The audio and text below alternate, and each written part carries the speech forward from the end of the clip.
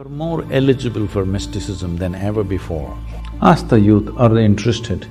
Without going to the back streets and buying, simply sitting here and stoned out. If entire life is a race, finish line is death. Is that what you want? It's time the youth of this world stand up and demand a more sensitive, humanistic education process for your own growth, well-being and the well-being of the world, because this world is yours tomorrow.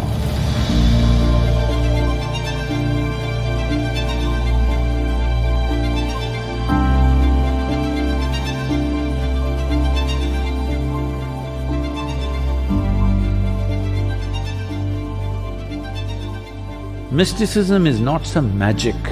Mysticism is just this. Anything that you do not understand or perceive is mysterious to you, isn't it? Yes or no? Let us say, this is 1,000 years ago, all of you are sitting here somewhere outside, and I came cycling. You had never seen a bicycle, you don't know what's the concept of a bicycle. I came cycling on these tin 2 wheels. Then I say, I just rode down from heaven and I'm here. You will believe it?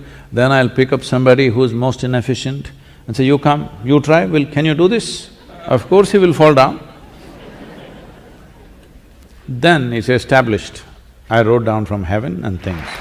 Because anything that you don't understand looks mysterious to you. Anything that you cannot perceive, if somebody perceived, it looks absolutely magical to you, isn't it? But today generally, we call this engineering. What was magic at one time is engineering today, isn't it? From here, if I just… along with this seat, if I just float around, so wow, what is this new technology? You will not check from which heaven I came from. So I'm saying you are more eligible for mysticism than ever before, because you see there are possibilities which we have not yet explored.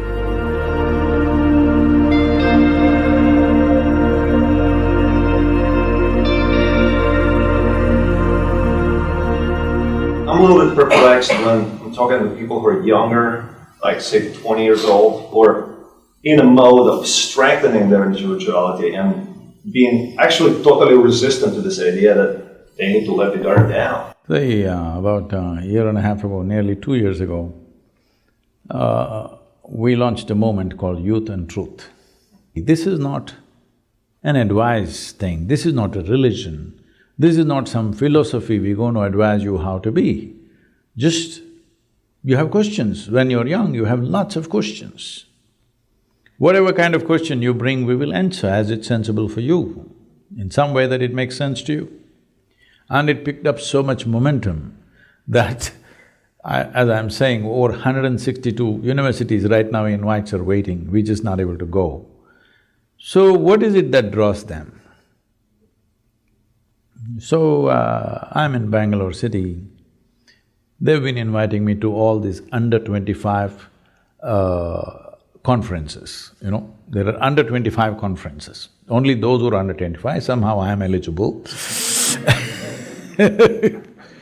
Well, nearly 13,000 youth are sitting there, strong smell of marijuana, okay.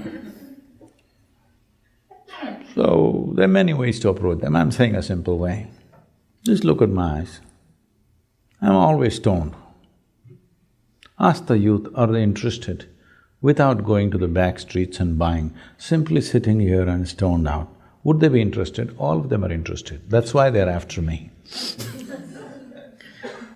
So, don't try to teach them a philosophy. Give them a better alternative. Hello? Give them a better alternative. Why will they not go for it? Because youth don't want to listen to the rubbish that the old people are talking endlessly. They're always talking about things which are not worked in their life. When I say it's not worked, I'm saying how people were when they were 5, 6 years of age, how joyful and exuberant they were. By the time they're 30, how they become. Has it worked, I'm asking? At 5, if you're so joyful, by the time you're 30, you should be ecstatic if you had grown up. Just the reverse has happened, obviously it's not worked. Nonsense has survived for too long on the basis of being the authority. A time has come when no authority will survive. Truth is the only authority. What works lives, what doesn't work dies. Good times.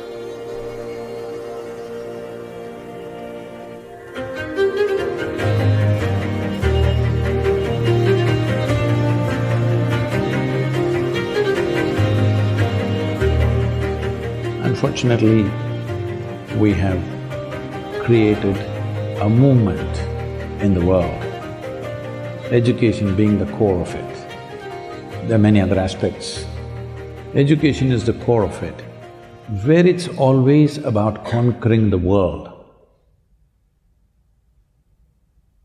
Right from kindergarten, they're only asking who is number 1, who is number 2, who is number 3, who is number last.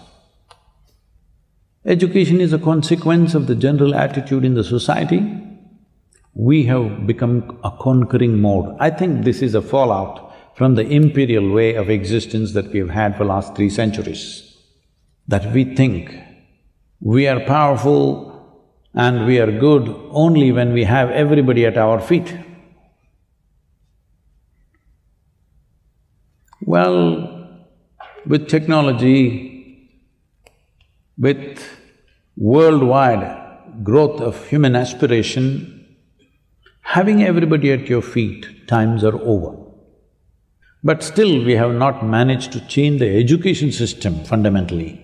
Here, still you're struggling, who conquers whom? When you want to race with somebody, or when you think life is a race, all you want to do is get to the finish line fast, isn't it? Hello?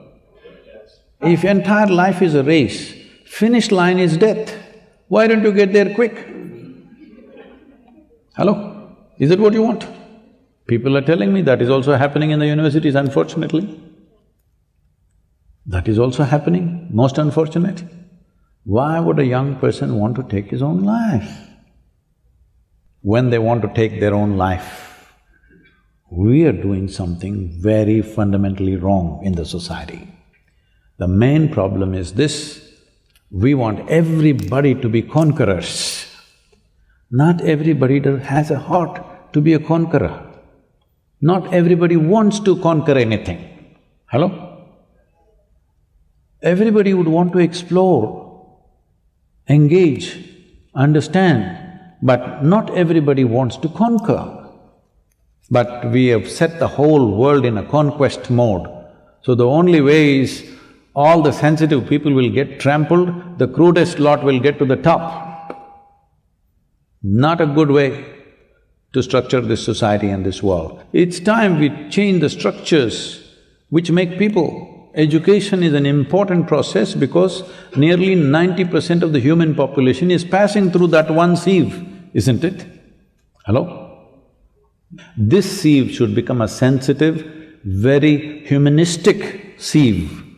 This should not be an imperial sieve, this should not be, an Adolf Hitler or Alexander the Great kind of sieve. Right now we are trying to produce them. We are trying to produce them always. We are trying to produce tyrants who will enjoy other people's failures, isn't it? Hello? I want to be number 1 means what? I enjoy all of you have failed. Why? Why have we brought this about? It's time the youth of this world stand up and demand a more sensitive, humanistic education process for your own growth, well-being and the well-being of the world, because this world is yours tomorrow.